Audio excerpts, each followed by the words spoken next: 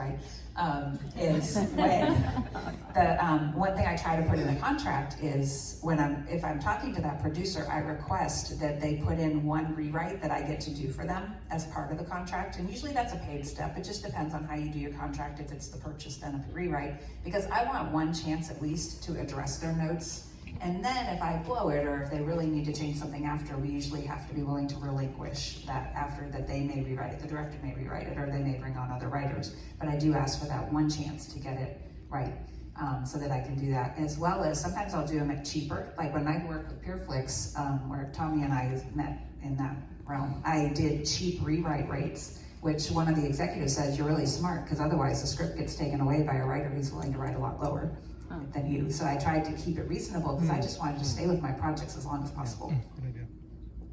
I adapted a novel for PureFlix last year, and I did the same thing. I gave them a really good deal on the rewrites, and because of that, every time there were notes that came up, they were notes that I got instead of somebody else.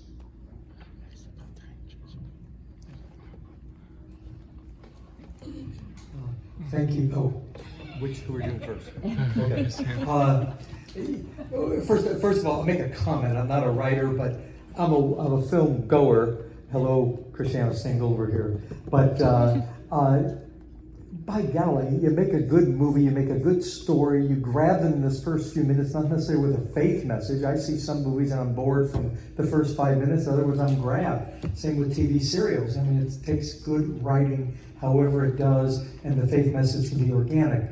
But I'm going to make a question here, is that there's a certain brothers, not Cristiano, not Kendrick, so I'll leave you to think who these writers are that have had a lot of movies out there. And they said specifically, I've been with them on the set and stuff, and they say, well, we don't feel like we have to put the gospel message in there explicitly because that's up to the people who bring the people to the movie to share with them, and we don't have to do all the work for them. So they specifically kind of go around that. How do you feel about deliberately avoiding direct gospel message when it flows with the story? Thank you. You can guess who those brothers are. If you want to write a non-Christian film, it's fine. Okay? If that's what you want to do, if you want to write a secular film, go for it. Okay?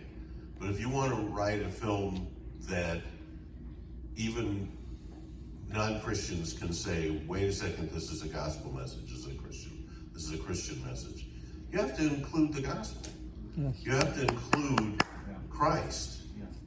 Okay? The reason we're all here is we want to entertain people.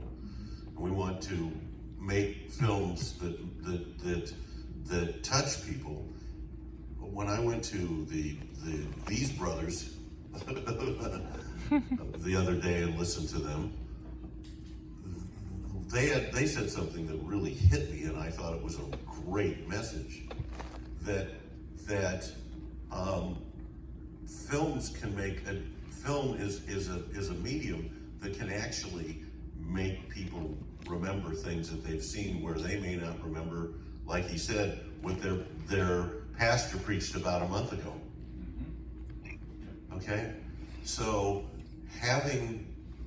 being able to take the gospel message, and I'm not talking about, right now we're in the middle of a, and I'm not going to get super into it, but we're in the middle of a time in our Christian lives where there are two gospels out there.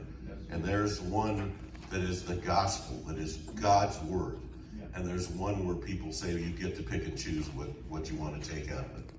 And we need to stand on that side of the sheep that Christ is coming for, and not the goat side.